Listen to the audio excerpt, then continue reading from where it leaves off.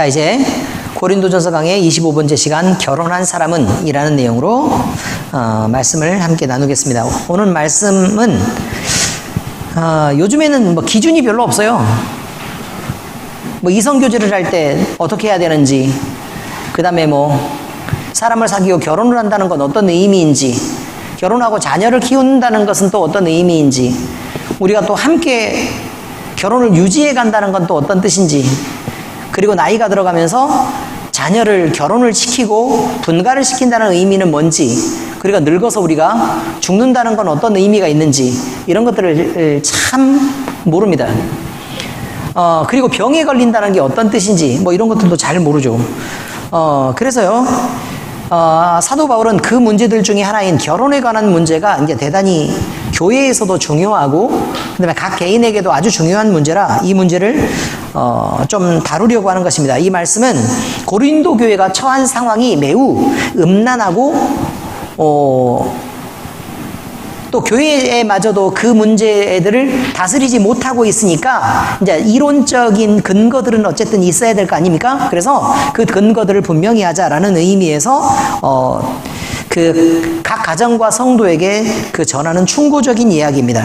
그런데 이거는 사도 바울이 그 중간에 보면 이렇게 나와 있어요. 명령은 아니니라. 성경에 나와 있는 모든 말은 다 뭐겠어요? 명령이었겠죠. 그죠? 하나님 말씀은 그저 하나님을 사랑하라 라고 얘기를 하면 그건 사랑해도 좋다 안 해도 좋다는 얘기가 아니고 다 명령문입니다. 그러니까 그런데 사도 바울이 얘기하는 내용 중에 이렇게 돼 있어요. 이 말을 하면 허락이요 명령은 아니니라 라고 되어 있죠. 그죠? 허락이요 명령이 아니다 라고 얘기하고, 나는 모든 사람이 나와 같기를 원하노라 이렇게 되어 있다고요. 나와 같다는 게 무슨 말일까요? 결혼을 안 하고 총각으로 홀로 독처하면서 살고 있었는데 그것도 괜찮더라 라고 얘기한 거예요.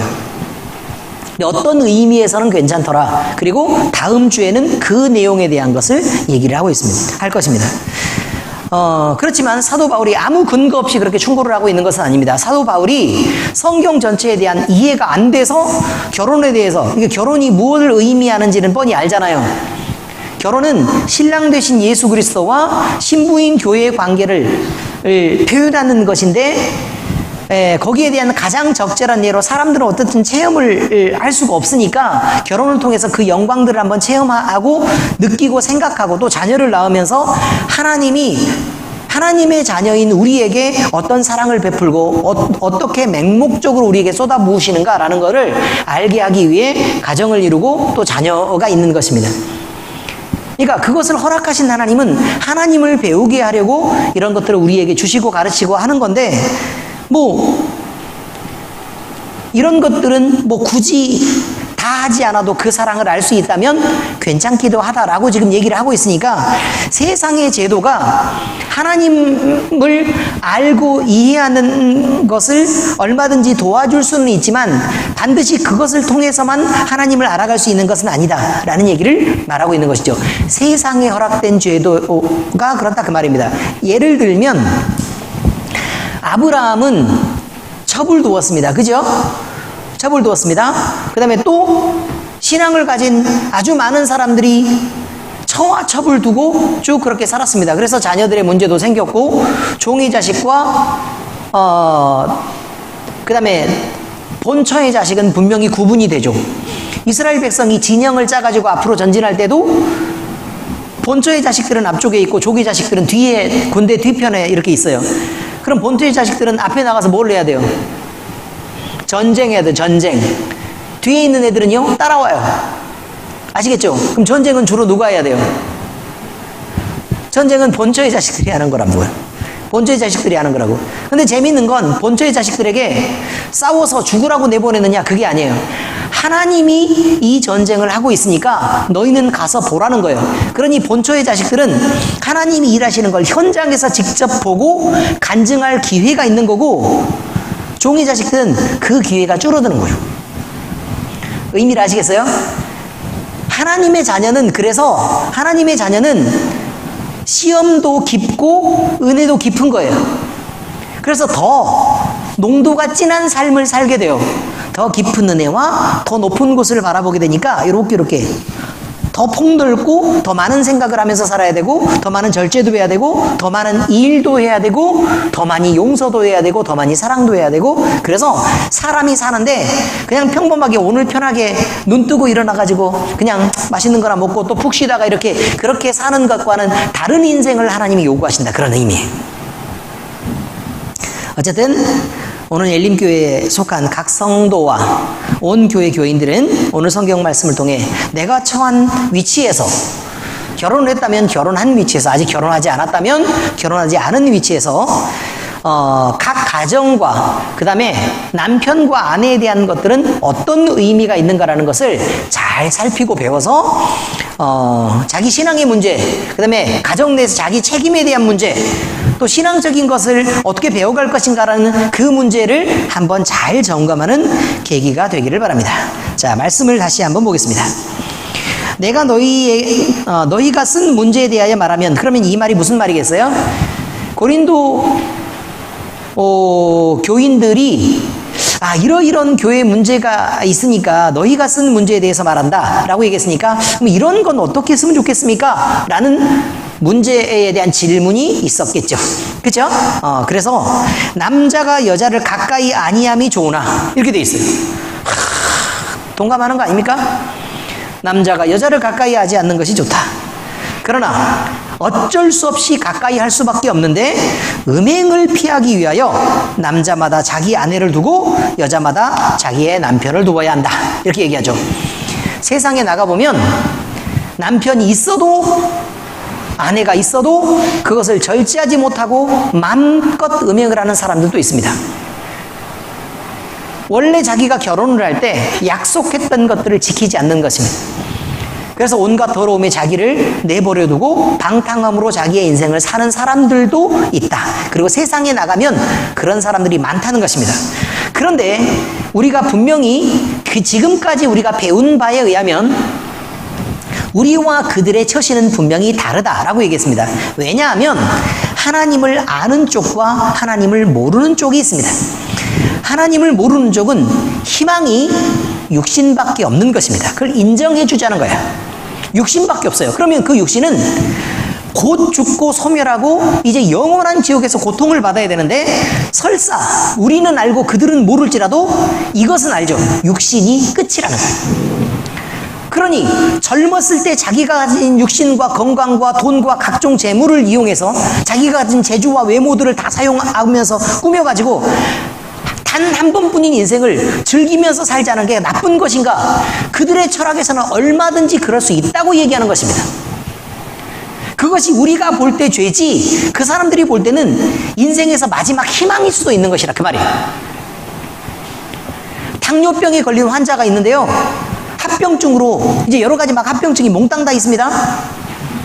도저히 이제 살 수가 없는 거예요. 근데 나는 맛있는 아이스크림 한번 먹고 싶다. 그럼 죽어가는 맨 마지막 순간에 그래도 당뇨에 안 좋으니까 아이스크림 먹지 마 라고 얘기하겠어요? 아니면 아이스크림 그래 마지막으로 한번 먹고라도 죽어라 그러겠어요? 먹고라도 죽어라 이러겠죠? 암에 걸려서요 먹고 싶은 거 하나도 없단 말이에요.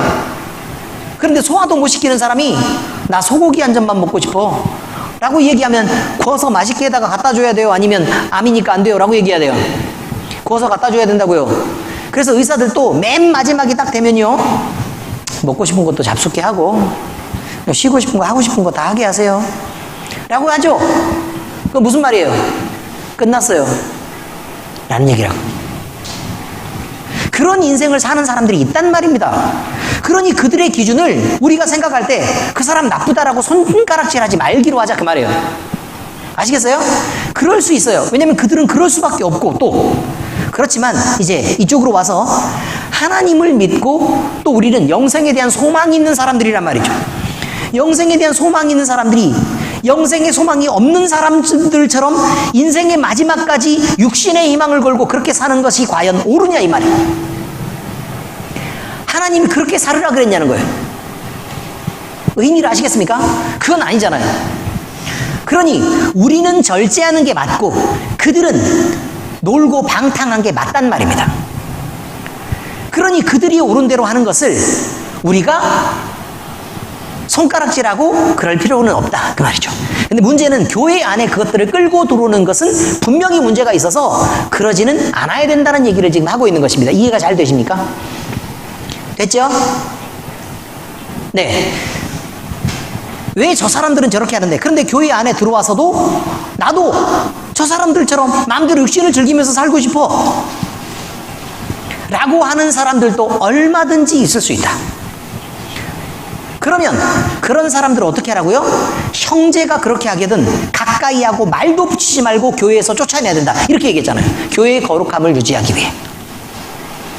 이해는 잘 되시죠? 그것은 영생의 소망을 가진 교회를 무너뜨리고 망가뜨리는 거다. 그러니 그렇게 용납해서는 안 된다라는 얘기를 했었던 것입니다. 자, 이렇게 교회 안에서는요, 음행을 피하기 위해, 그러니까 어쨌든 사람마다 욕구는 있으니까 그 욕구를 피하기 위해서 교회 안에서 훨씬 더 경건하고 거룩한 방법으로 하나님이 허용하시는 범위 안에서 해결을 해야 된다고 얘기하는 것이지, 무조건 참아라 라고 얘기하면 안 된다, 그 말이야. 그러니까 개그 프로에도 나와요. 개그 프로에도 나온다고. 응? 나만 음란막이냐? 나만 귀신 들었냐? 이렇게 얘기한다고. 교회에서요, 특히 자매들이 그런단 말이에요. 부부가 결혼을 해가지고도 서로 사랑하고 마음껏 아껴주면 좋은데, 꼭 분위기 잡고 그럴 때마다 우리 무릎 꿇고 통성기도하고 예배 한번 드리고 우리의 거사를 시작하자, 이렇게 되면 되겠냐 그 말이에요. 서로 사랑하는 것은 하나님이 허락하시는 거라고요. 하나님이 허락하시는 거라고. 그러니 쓸데없는 오버를 하면서 그렇게 지나친 짓을 하지는 말라 그 말이에요.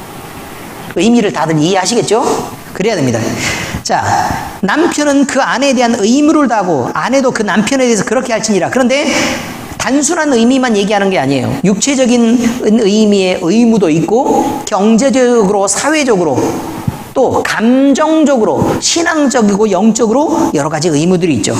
그런데 여기에서 말하는 것은 이거예요. 남편도 자기의 몸을 주장하지 못하고 아내도 자기의 몸을 주장하지 못한다. 남편은 아내가 그 몸을 주장하게 하고 아내는 그 남편이 그 몸을 주장하게 해라 라고 얘기해서 어쨌든 내게 아닌 게 된 거예요. 의미를 이해하시겠죠? 내게 아니다. 그런데 여러분 그걸 알아야 돼요. 여자들이 넌 내 거야 남편에게 그렇게 말할 수 있겠어요? 그럼 남편이 아내에게 넌 내 거야 라고 말할 수 있습니까? 그런 말을 좋아하는 사람들이 있어요. 넌 내 거야. 근데요, 그거 바람직한 성도의 언어 습관이 아닙니다. 우리 모두는 누구의 소유예요? 그리스도의 것이에요. 그래서 그리스도인이라고 불러요. 아시겠어요? 요즘에 그런 거 피하게 하잖아요. 미세스 김경수 이런 거 안 쓴다니까요. 김경수 씨 아내라는 말 안 쓰고 정의자라고 얘기해요. 아시겠어요? 그러나 그리스도인 정의자라고 얘기한다고요. 의미를 아시겠죠? 그 의미를. 그런데 넌 내 거야 라고 얘기해서 그 사람이 마치 인격도 없고 생각도 없고 내가 부리면 부리는 대로 다 그렇게 쓸 수 있는 종처럼 그렇게 살라고 얘기하는 게 아니라 하나님의 은혜 안에서 그 사람을 어떻게 세울 것이냐를 고민하는데 그 책임이 너에게 있다라는 의미에서 부부인 거예요. 굉장히 중요한 거죠. 그런 의미에서 우리 김혜진 집사는 굉장히 힘든 상황을 지금 만나고 있는 거죠. 무려 3명이나 지금 책임을 져야 되는데. 자, 또 있습니다. 서로 분방하지 말라. 다만 기도할 틈을 얻기 위하여 합의상 얼마 동안을 하되 다시 합하라. 그럼 분방을 허용하는 거예요, 안 하는 거예요? 원천적으로는 허용하지 않는 것입니다. 이 단어를 잘 들어야 돼요. 원천적이에요. 알았죠? 착각할 수 있으니까 원천적으로 허용하지 않는 것입니다. 그래서 부부는 늘 함께 있어야 합니다. 근데 여기서 분방이란 말은 잠을 잘 때 그냥 옆방에서 따로 편하게 잔다라는 그런 말을 하는 게 아닙니다, 여러분. 아시겠죠? 분방이라는 건 그 말을 하고 있는 게 아니라 서로 떨어져서 말없이 대화 없이 이렇게 각자의 삶을 살도록, 한 집에서 그런 삶을 살도록 허용하지 않는다, 이런 말이죠. 그래서 육체로도 떠나 있으면 안 되고 정신적으로 마음으로도 다 떠나 있으면 안 된다라고 얘기를 하는 거예요. 그래서 기도할 틈을 얻기 위한 것은 이건 특별히 예외적인 거예요. 예외적인 거. 기도할 틈을 얻기 위해서는 합의상 얼마 동안은 이렇게 짧은 기간 동안 그렇게 하되 다시 금방 합해야 된다. 이렇게 얘기하죠. 자, 기도할 틈을 얻기 위해서 분방을 했더라도 절제하지 못함으로 말미암아 사탄이 시험하기 때문에 그렇다. 내가 이 말을 하는 것은 허락이요 명령은 아니니 나는 모든 사람이 나와 같기를 원한다. 각각 하나님께 받은 자기의 은사가 있으니 이 사람은 이러하고 저 사람은 저러할 것이다. 이 말이죠. 그러니 할 수 있는 사람이 있고 할 수 없는 사람이 있다는 거예요. 그러니까 사도 바울은 바울 사도처럼 속 편하게 혼자 살면서 하나님만 전심으로 사랑하고 이렇게 지내는 게 참 좋은 것 같기는 한데 그냥 이렇게 살 수 있는 사람도 있고 안 되는 사람이 있을 테니 안 되면 결혼해라. 그냥 이렇게 얘기하는 거라고. 이해는 되셨죠? 네, 그렇습니다. 자, 성경 말씀을 적용해 보면 그렇습니다. 먼저 결혼이라는 의미에 대해서 우리는 먼저 알아야 되는데, 결혼이라는 것은 하나님이 부여하시는 세 가지 중요한 원리에 동의하는 절차를 밟는 것을 결혼이라고 얘기합니다. 그 원리는 선택과 떠남과 하나됨이라는 의미입니다. 중요합니다. 동그라미 해놓으세요, 얼른. 선택과 떠남과 하나됨. 이거 결혼의 세 가지 아주 중요한 원리입니다. 먼저 최초의 결혼에 관한 정보가 나와 있습니다. 창세기 2장 24절 준비되셨나요? 한번 읽어보시죠. 시작. 이러므로 남자가 부모를 떠나 그의 아내와 합하여 둘이 한 몸을 이룰지로다 라고 얘기했죠. 또 이것을 읽고 여자들은요 우리 친정 가까이 살아야 된다. 대릴 사이로 들어와서 살자. 언제 여자가 부모를 떠나라고 얘기했냐. 남자만 떠나는 것이지. 이렇게 얘기하는데 그러면 안 돼요. 요즘 세상이 그렇게 돼가고 있는 것도 사실이지만 여기에서 남자는 사람의 대표 이 말이야. 사람의 대표. 그래서 남자 그러면 그 속에 여자가 들어있는 거예요. 왜 여자가 들어있을까요? 이 앞쪽에 쭉 나와 있는 내용이 있어요. 앞쪽에 나와 있는 내용이 뭐냐면 아담이 잠든 사이에 갈빗대를 빼서 하와를 만들었어요. 의미를 아시죠? 그리고 그 하와를 자기에게 데리고 오는 거예요. 그리고 아담이 뿅 갔어요. 그래서 그 정체를 알게 됐어. 이는 내 뼈 중에 뼈요 살 중에 살이로다. 이거죠. 갈빗대만 꺼낸 게 아니고 분명히 갈빗살을 꺼냈다는 걸 알 수 있어요. 아시겠어요? 맞죠? 왜냐면 이는 내 뼈 중에 뼈요 살 중에 살이니까. 어쨌든 이렇게 꺼냈어요. 꺼내가지고 만들었단 말이에요. 그러니 남자가 부모를 떠난다는 건 누구까지 떠난다는 말을 하는 거예요? 여자까지도 떠난다는 얘기를 하고 있다라는 것을 잊으면 안 된다 그 말이에요. 자, 이렇게 아담과 하와가 결혼을 하게 되는데요. 결혼에 대한 세 가지 아주 기초적인 중요한 원리는 이렇게 되어 있죠. 첫 번째 원리는 선택입니다. 이게 굉장히 중요한 의미니까 잘 들으셔야 돼요. 하나님은 아담이 잠든 사이에 갈빗대 꺼내서 하와를 만들어서 아담에게 보내죠. 하와를 보는 순간 뭐라고 얘기했다고요? 이는 내 뼈 중에 뼈요 살 중에 살이로다. 이렇게 알아보고 그녀와 사랑에 빠집니다. 이게 무슨 말이냐면 내 것이다 라는 느낌이 있다고요. 결혼을 할 때는, 결혼하기 전에는 내 것이다 라는 느낌이 있고 그것이 나에게서 벗어나면 안 된다는 느낌이 있단 말이에요. 꼭 나여야만 하고 내가 없으면 안 되는 상황이 생긴단 말이에요. 송태진 가사가 그렇게 결혼하잖아요. 나 아니면 안 되겠구나. 머리 큰 사람 좋아하는데. 그런 느낌이 확 오는 거죠. 자, 이게 무슨 말이냐면 깊은 사랑에 빠지는 거예요. 그래서 자기의 사람으로 받아들이게 되는데 어떻게 받아들이냐면 내 속에 완벽하게 품게 되는 거다. 내 속에 완벽하게. 그러니까 조건을 맞춰서 타협하는 게 아니고요. 내 안에 완벽하게 쏙 들어오는 느낌으로 이렇게 받아들이게 되면, 그렇게 되면 이게 이 사람과 결혼을 해야 되는 거구나 라고 알게 된다 그런 말이에요.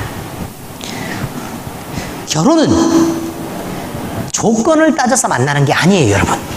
조건 따져서 만나면 그냥 무난하게 살 수는 있지만 행복하고 막 마음이 좋게 살 수는 없는 거예요. 결혼은 집안과 집안 사이의 만남이라고 얘기를 합니다. 그건 어른들이요, 자기들 힘을 과시하려고 하는 말입니다. 절대로 그렇게 만나는 것이 아닙니다.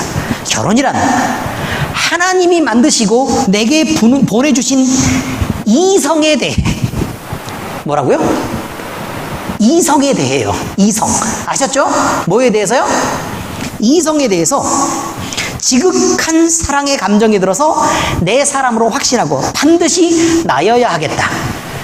그리고 저희에게 있어서 반드시 내가 있어야 하겠다라고 확신이 드는 이 첫 번째 단계가 가장 중요하다는 것입니다. 이것이 바로 선택입니다. 그래서 결혼의 시작은 하나님이 보내주신 사람이라는 확신이 들고 그 사람을 지극히 사랑하는 것으로부터 시작됩니다. 결혼의 출발은 이것입니다. 이해는 잘 되셨죠? 첫 번째는 뭐라고요? 선택이요. 그 선택도 조건이 있다고 그랬습니다. 자, 두 번째는 떠남의 단계입니다. 어린아이는 부모의 품에서 자랍니다. 그리고 교육을 받습니다. 그리고 점점 성장해 갑니다. 그런데 이렇게 성장해 갈 때요, 성인으로까지 자라갈 때까지 부모가 차지하는 원이 크고 자식이 차지하는 원은 매우 작아서 맨 처음에는 완벽하게 부모의 품에 안아서 포함할 수 있습니다. 그런데 이 아이가 젖을 떼는 순간 벌써 부모는 일부에 얼마만큼 이 원이 커져서 자기 밖으로 벗어나고 있다는 것을 알게 됩니다. 왜냐하면 이놈의 새끼가 고집을 피우고 말을 안 듣기 시작하죠. 의미를 아시죠? 그래서 첫 번째로 고난이 생깁니다. 그래서 말도 안 되는 애하고 맨날 싸우고 너는 왜 엄마 말 안 들어? 이렇게 얘기하면서 싸우면서 남편한테는 오면 사실 대부분의 시간들이 행복하고 이 아이가 나한테 하는 행동들 때문에 이쁘고 좋았음에도 불구하고 남편만 들어오면 내가 하루 종일 죽을 만큼 힘이 들게 애를 봤어 라고 얘기합니다. 그래서 이제는 당신이 봐. 애 보는 게 얼마나 힘든 줄 알아? 당연히 남편은 애 보는 게 힘듭니다. 왜냐하면 밖에 나가 있던 남편에게 애는 정을 잘 주지 않습니다. 맨날 보고 있는 엄마는 가까이서 잘해도요, 남편은 온전히 들고 달래고 어르고 이렇게 해서 그 무게를 다 감당을 해야 되는 것입니다. 놀 수가 없어요, 보려면. 왜? 엄마에게로 가니까. 여러분, 초등학교를 가고 중학교를 가고 고등학교를 갑니다. 그럼요, 이 아이의 원은 점점 더 자라게 됩니다. 부모는 처음에 젊었을 때는 원이 커도요, 나이가 들어가면서 생각이 굳어지고 점점 자신감도 없어지고 점점 원이 줄어들게 됩니다. 언젠가는 겹치는 부분이 점점 줄어들어서 이 원이 밖으로 나가고 있다는 것을 알게 됩니다. 완전한 성인이 되어도 사실은 이 원과 원은 벤 다이어그램처럼 겹치는 부분이 있습니다. 그런데 대부분의 원은 아주 독립적으로 생각하지 않으면 안 되는 그런 때가 옵니다. 이것을 성인이라고 얘기합니다. 이해는 되셨죠? 그런데 예전 부모들은 농사를 짓고 자기가 가부장적인 제도 아래서 서서 내 아래서 먹고 사는 놈이니까 내 말을 들어 라고 얘기했던 것입니다. 유교적으로. 그래서 부모의 아래서 꼼짝 못하고 주는 밥을 먹고 시키면 시키는 대로 하고 그렇게 살았던 것입니다. 요즘은 핵가족이 돼서 자식들이 밖으로 나가서 부모가 모르는 전혀 다른 일을 합니다. 아니, 이정진 권사님이 그렇게 신앙이 좋고 모범이 되고 송성기 집사님이 있는 재주 없는 재주가 그렇게 많은데요, 송태진 간사가 하고 있는 일을 아니면 신희정 간사가 하고 있는 일을 갖다가 맡겨놓으면 두 분이 할 수 있겠습니까? 믿음이 그렇게 좋은데? 못해요? 어떻게 해요? 포함되지 않는다고요. 그걸 인정해야 된다는 것입니다. 요즘에는 지혜로워져서 그 포함 관계를 이제 이해하기 시작했습니다. 그래서 자식들이 내 원으로부터 충분히 벗어나서 나도 자식들과 함께 같은 원을 공유하지 못한다는 걸 알게 돼서 이제는 부모들이 노후 대비도 좀 하려고 하고, 그렇죠? 또 자식들이 막 맨날 찾아오지 않아도 그냥 그런 줄 알고 김치 담궈서 그냥 경비실에 맡겨놓고 가세요 라고 얘기하면 뭐 그런 줄 알고 그러는 거죠. 잘해줘도 눈치가 보이고 또 내가 해주면서도 신경이 쓰이고, 그렇게 잘해주는데도 자식이 한마디 하면 그냥 이렇게 마음에 좀 이렇게 불편하고.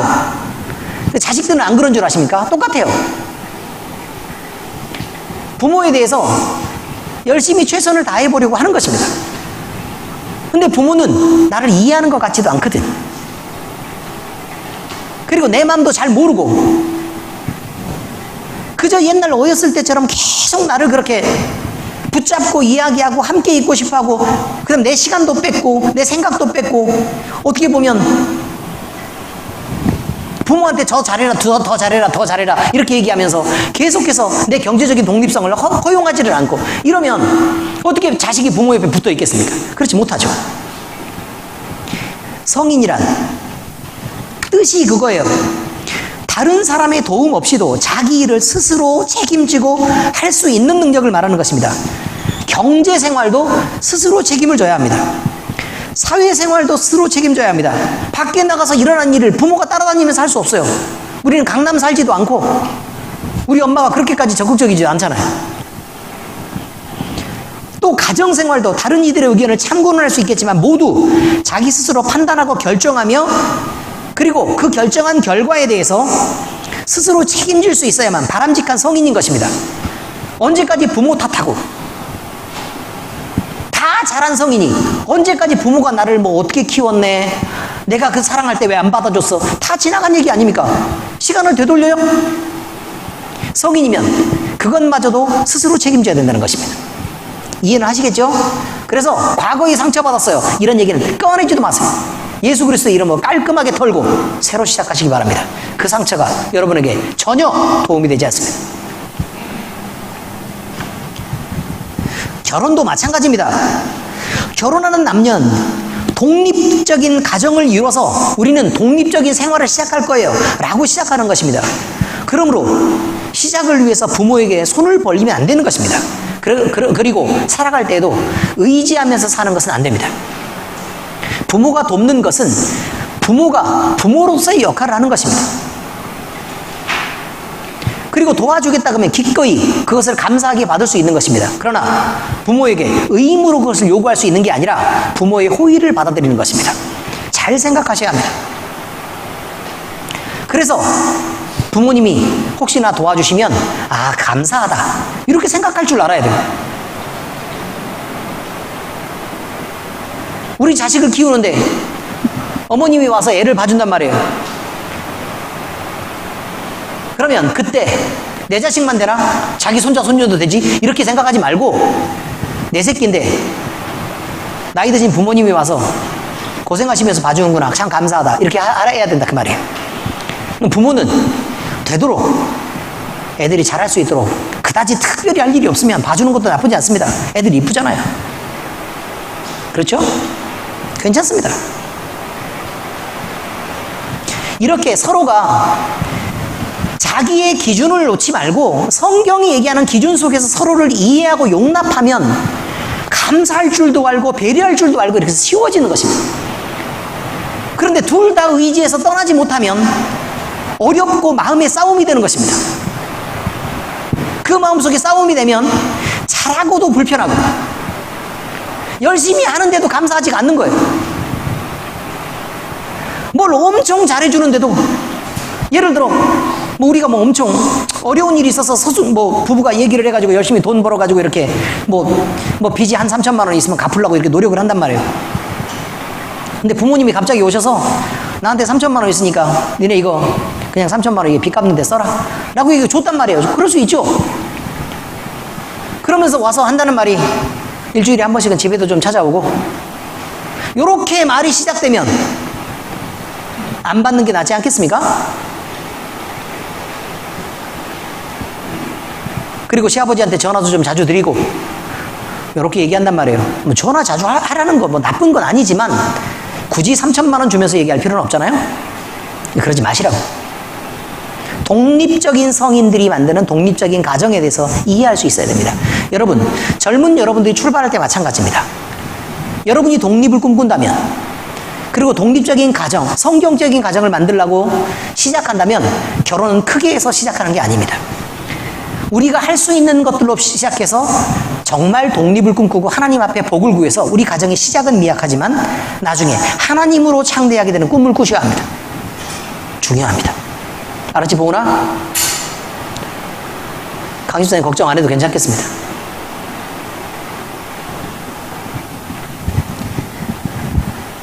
자, 이렇게 시작을 위해 부모에게 손을 벌려도 안 되고 의지하며 살아도 안 됩니다. 물론 결혼한 자녀를 품 안에 있는 것처럼 놓지 못하며 집착하는 부모들이 많이 있습니다. 그런데 그런 부모도 옳지 못합니다. 그래서 고부간에 갈등이 생기고 그래서 문제가 되는 것입니다. 시댁 때문에 이혼하는 부부들도 많습니다. 근데 시어머니만 문제가 있는 건 분명히 아닐 것입니다.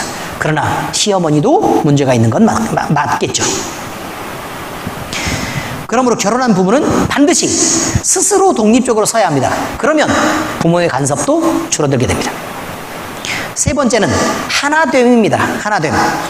이 하나됨은 육체적으로, 정신적으로, 경제적으로, 또 문화적으로, 영적으로 하나 되는 것을 의미하는 것입니다. 결혼한 부부는 정신적으로 부부의 서로의 생각과 마음을 살피며 대화하고 행동해야 됩니다. 나 혼자 있는 게 편하다고 나 혼자 집에 들어오자마자 처박혀서 내 취미생활을 하는 것은 옳지 않다 그 말입니다. 부부는 부부가 서로 함께 할 수 있는 것을 꿈꿔야 합니다. 그래서 성경이 남자가 자기 몸을 주장하지 못하며 여자도 자기의 몸을 주장하지 못한다는 말이 있는 것입니다. 그래서 부부는 부부가 서로 지켜서 가까이 해야 할 의무가 있는 것입니다. 또 대화가 끊기면 안 됩니다. 되도록 대화를 많이 해서 그 사람의 생각을 이해하려고 해야 합니다.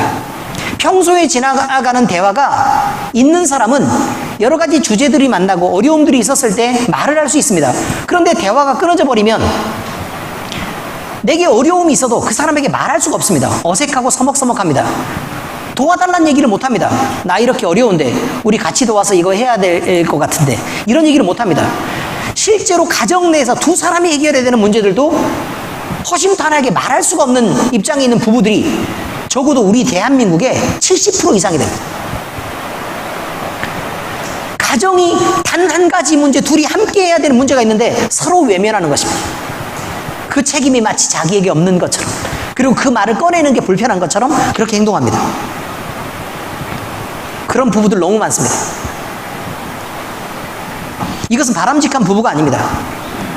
결혼한 부부는 육체적으로요, 둘만 아는 방법으로 육체적으로 뜨겁게 사랑하고 아껴야 합니다. 손을 잡아주고 서로 안아주고 더 많이 지켜주고 내가 이 사람 속에 있다, 그리고 그 사람이 내 속에 있다는 걸 느낄 수 있게 해야 합니다.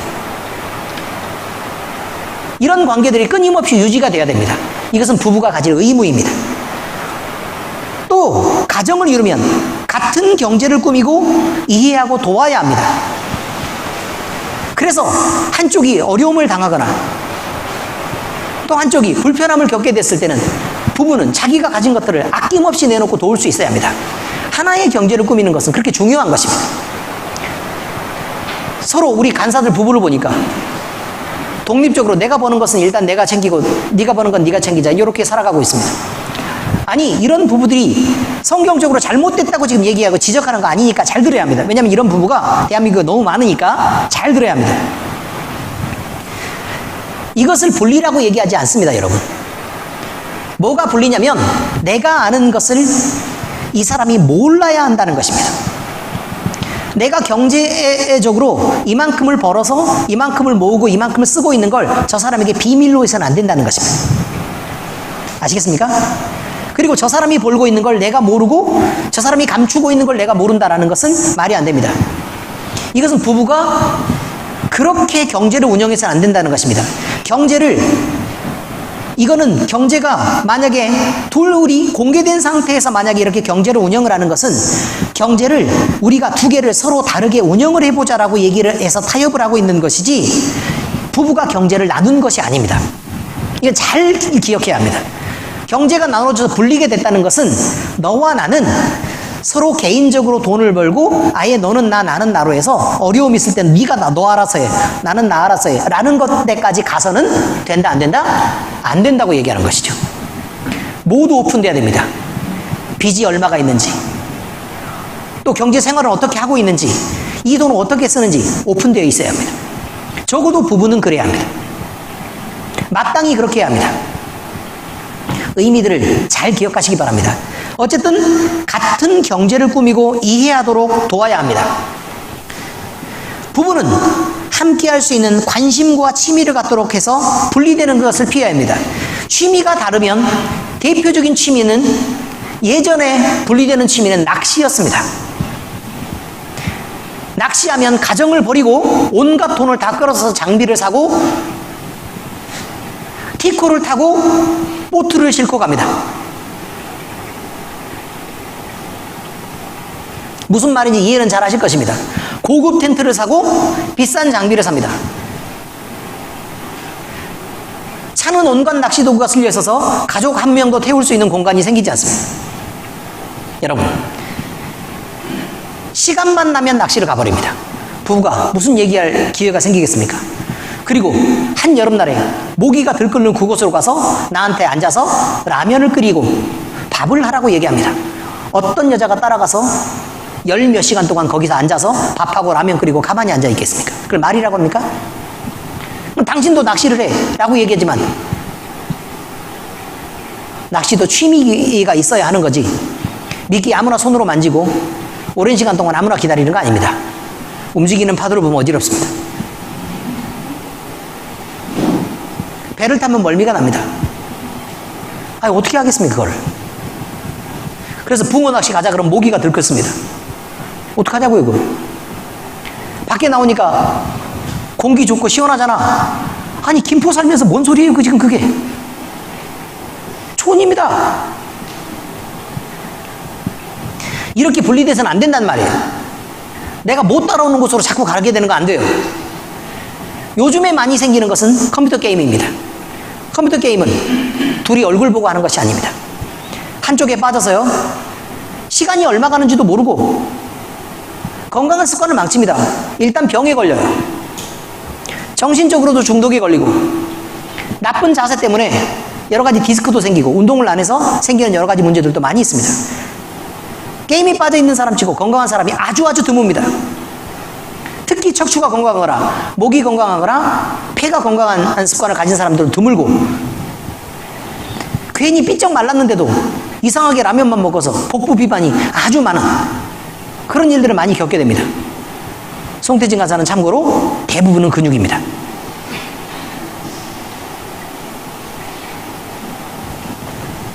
아무튼 여러분, 부부가 함께 할 수 있는 관심과 취미를 갖도록 해서 분리되는 것을 피해야 합니다. 예를 들어 컴퓨터 게임을 해도 둘이 함께 하면 마주보면서 서로 욕하면서 하겠죠. 이해를 하시겠습니까? 그럴 수 없다면 부부는 서로 다른 것을 찾아봐야 합니다. 그리고 가장 중요한 얘기를 드리면 하나님을 함께 섬기고 예배하는 가정으로 바로 서야 된다는 그 책임이 무엇보다 있다라는 것을 분명히 해야 됩니다. 이 세 가지 원리가 결혼과 가정을 유지하는 기본입니다. 세 가지가 뭐라고 그랬죠? 첫 번째, 선택. 그 다음에 두 번째는요, 뭐라고? 떠남.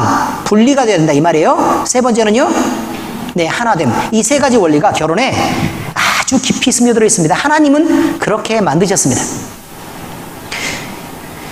고린도 교회가 음란에 노출된 것은 이런 성경적인 결혼관이 그들에게 없었기 때문이라고 사도 바울은 이렇게 지적한 것입니다. 자, 이제 두 번째 내용입니다. 바울은 결혼한 부부에게 이제 그것을 알았으면 그 의무를 다 해야 한다. 행동하라고 얘기합니다. 이론을 알았으니까 이제 어떻게 하라고요? 행동하라고요. 사람은 육체를 입기 때문에 그 속에 있는 기본적인 욕망이 당연히 있습니다. 배고픈데 먹기 싫겠습니까? 먹고 싶죠. 이런 생존에 대한 본능을 비롯해 식욕과 성욕, 또 쾌락을 즐기고 싶은 그런 본능 등 사람이 가지는 수많은 본능들은 복잡하게 상호작용을 하면서 서로 이것들로 인해서 생겨나는 또 다른 종류의 본능들을 만들게 됩니다. 자, 이런 의미에서 사람에게 가진 음행은 성욕을 즐기고 싶고 또 쾌락을 즐기고 싶은 그 본능, 그 다음에 다른 사람이 나를 인정해 주기를 원하는 그런 본능, 나도 지금까지 아직도 늙지 않고 살아있구나, 이런 것을 존재하고 싶어하는 그런 본능들이 결합해서 생겨나는 것이 음란의 본능입니다. 그런데 이것의 실체를 성경 말씀에서는 분명히 이야기하고 있습니다. 성경은 육신이 죄로 인해 타락했고 또 빛을 잃고 어두워지면 죄가 원하고 또 그 죄가 시키는 대로 즐거움을 삼고 움직일 수 없게 된다고 말하고 있습니다. 그래서 육신은 하나님으로부터 얻어야 할 기쁨을 곧 죽어질 육신의 짧고 허무한 만족으로 대신하고 있다는 것입니다. 건전한 부부와 나누는 사랑이 아닌 외도는 외도하는 사람에게 물어보세요. 그럼 불안하지 않냐? 불안하죠. 뭐하러 전화를 감추겠습니까? 왜 전화번호 비밀과 패턴을 못 보게 자꾸 하겠습니까? 무슨 감춰야 될 정보가 그렇게 많이 있다고요? 또 불편합니다. 왜요? 이것저것 해야 될 일이 많으니까 쉴 시간도 없어요. 방탕하게 됩니다. 있는 돈 없는 돈 다 갖다 이쪽에서 끌어다가 저쪽으로 다 꼬라박습니다. 행복을 가장합니다. 그렇지만 행복의 반대편에 있는 그 불행함들은 감출 수가 없는 것입니다. 외도하는 사람의 몸은 늘 몸이 긴장되어 있고 사람의 눈치를 보며 거짓으로 허풍을 떱니다. 당당한 척합니다.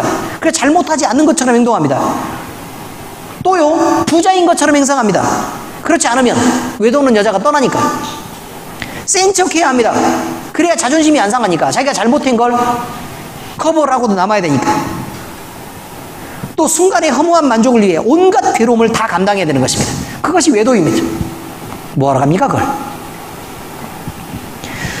그래서 사도 바울은 이런 방탕함에서 떠나 부부에게 그 의무를 다하라고 충고합니다. 부부가 의무를 다하지 않으니까, 그러니 상대 부부가 만족을 못하고 바람을 피우고 외도하고 그러는 거 아닙니까? 자기 아내는 아내 된 자로서 책임을 다해야 됩니다. 남자들은 그런 거 다 알잖아요. 여자친구 소개시켜 주려고 그러면 이쁘냐? 이거 물어본다면서요. 영적인 눈이 없으면 육신이 보이는 것입니다. 영적으로 보면 그 사람 속에 있는 더러움도 보이겠지만 육신으로 보면 그 껍데기밖에 보이지 않는 것입니다. 마음을 보겠습니까? 그렇지 않습니다. 근데 왜 집에서는 여러분 스스로 노력해서 가꾸고 꾸미지 않습니까? 왜 남편에 대해 책임을 다하지 않고 의무를 다하지 않습니까? 잘못된 것입니다. 남편들 역시 마찬가지입니다. 왜 자기 아내를 향해서 저부터 시작해서 왜 따뜻한 말을 잘 못합니까? 왜 그 마음을 이해해주는 말을 하고 또 서로 용납해주지 못하게 합니까? 문제가 있습니다. 이 사람이 나만 알고 절대로 떠나지 못할 것 같고 그냥 어차피 우리 집에서 같이 사는 식구니까 아내가 아니라 그냥 먼 친척처럼 이렇게 대우하면서 그렇게 살아도 괜찮은 거 아닙니다, 여러분.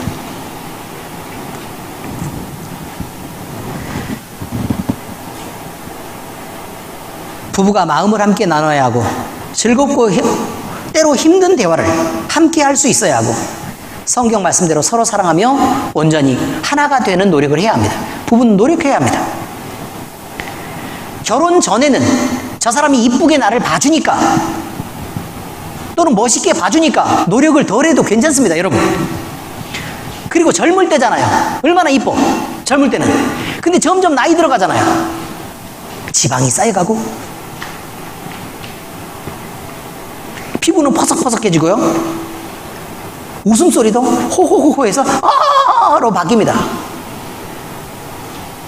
목소리는 왜 이렇게 안 들리는지 막 엄청 큰 소리로 떠들어대고 전혀 매력이 없습니다. 여러분, 그럴 때 노력해야 된다고요. 왜요? 그때는 기본적으로 나를 이쁘게 보는 눈이 없어요. 결혼하고 나면.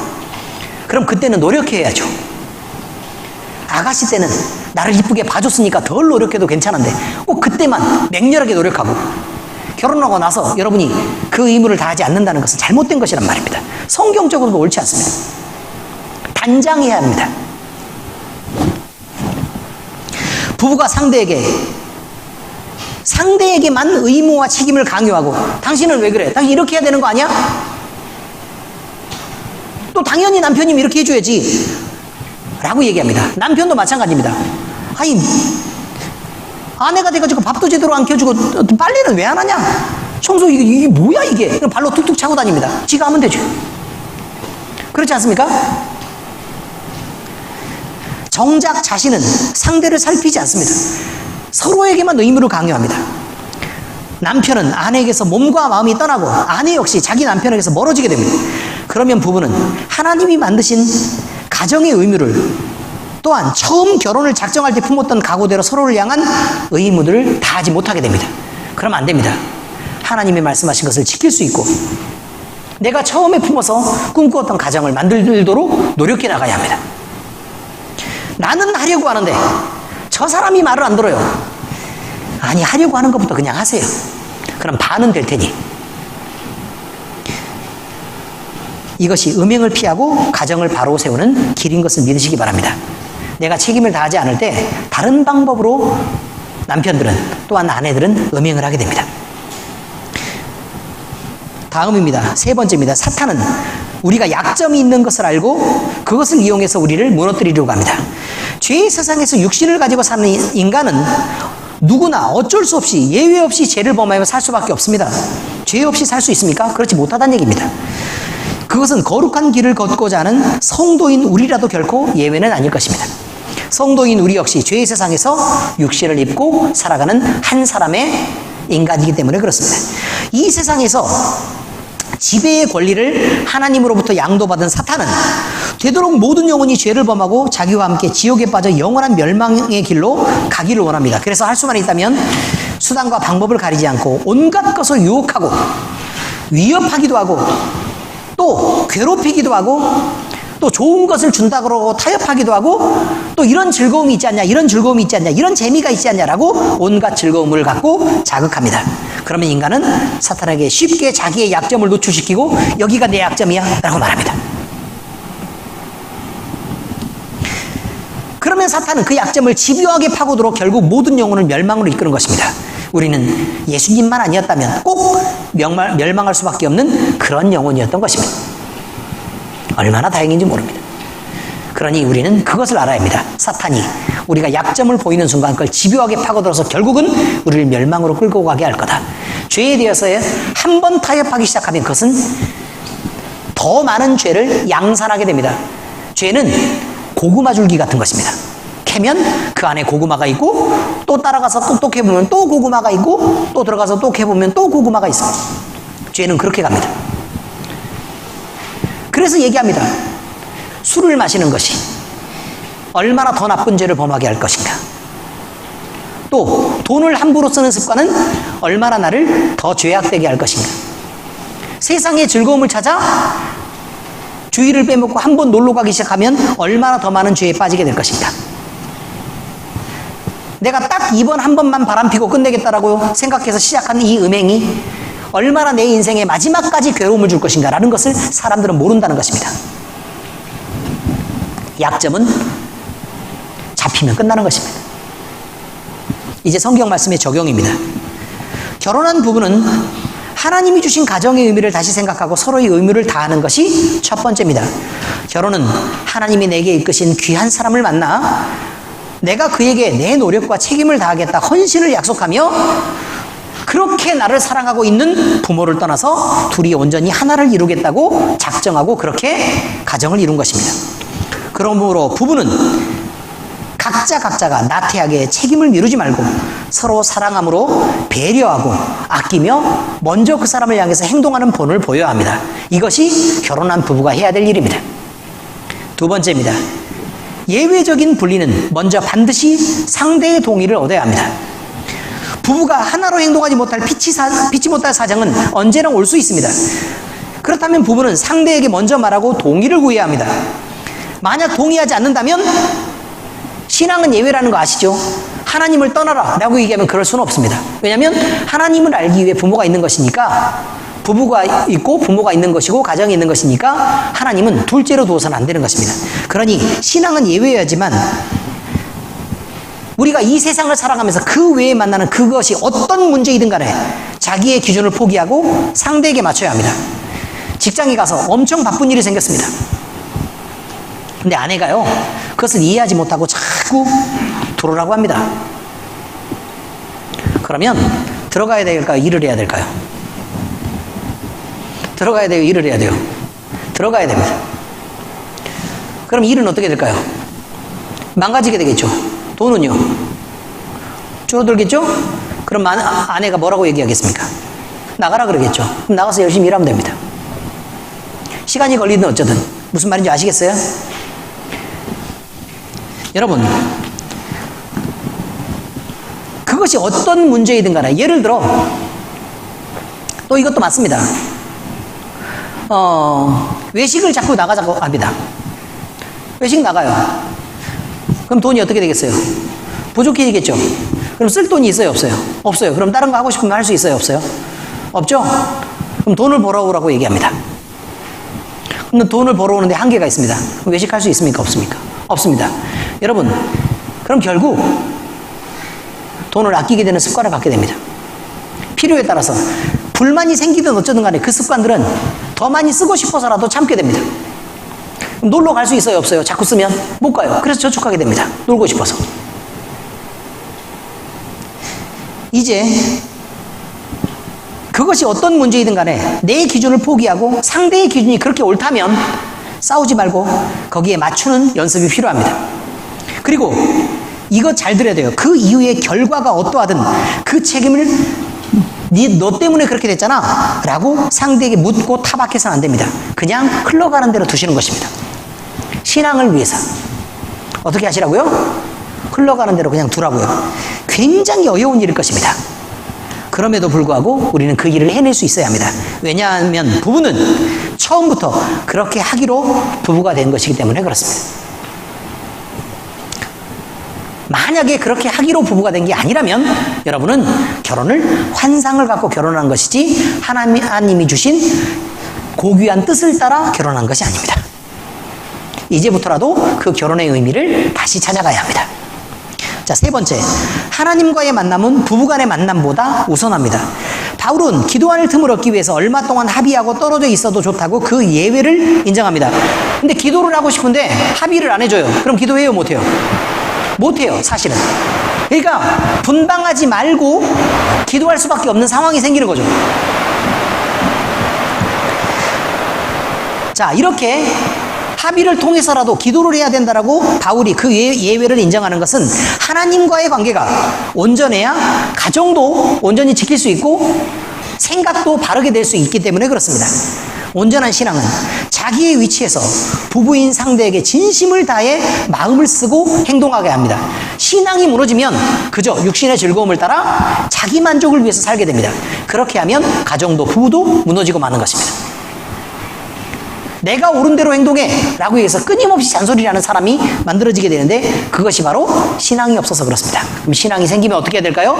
잔소리를 멈추고 하나님께 늘 엎드리는 삶을 살아야 하고 상대방을 배려하고 상대의 말을 더 많이 존중하는 신앙으로 우리는 그렇게 자라가야 할 것입니다. 기도하겠습니다. 하나님 아버지, 우리는 죄인으로 육신을 입고 있기 때문에 이 세상에서 온전하고 경건하게 행동할 수가 없습니다. 그러나 우리에게 결혼을 알게 하셨고 또 우리 중 대부분은 결혼을 하게 하셨사오니 하나님 우리에게 주신 가정의 의미를 다시 한번 생각해보고 결혼한 부부에게 주어지는 그 가정의 진실한 의미를 다시 알게 하시고 부부를 향해 서로의 의무를 책임지고 다할 수 있는 각오를 하게 하시옵소서. 그리고 아버지 하나님, 우리가 옳다고 그저 무작정 행동하면서 상대의 마음을 다치게 할 것이 아니라 상대의 동의를 얻어서 행동할 수 있도록 우리가 가정 내에서 타협하고 대화가 살아있게 하시옵소서. 마음을 부드럽게 하시고 그 부드러운 마음으로 서로 얼굴을 보고 눈빛을 마주치게 하시옵소서. 그러나 이 모든 것들보다 하나님과의 만남을 우선하게 하시고 경건한 모범들을 보이며 남편은 존중받고 아내는 사랑받는 귀한 가정이 우리 모두에게 될 수 있도록 하나님께서 우리에게 은혜를 베푸시옵소서. 우리는 부부인 상대에게 진심을 다해 마음을 쓰고 온전한 신앙 안에서 행동하게 해 주시옵소서. 그래서 우리 하나님 앞에 영광이 되고 우리에게는 가정을 통해 많은 축복들이 이어지는 귀한 은혜의 가정 될 수 있도록 우리 하나님께서 우리를 지켜주옵소서. 살아계신 우리 주 예수 그리스도의 이름으로 감사하며 기도합니다. 아멘.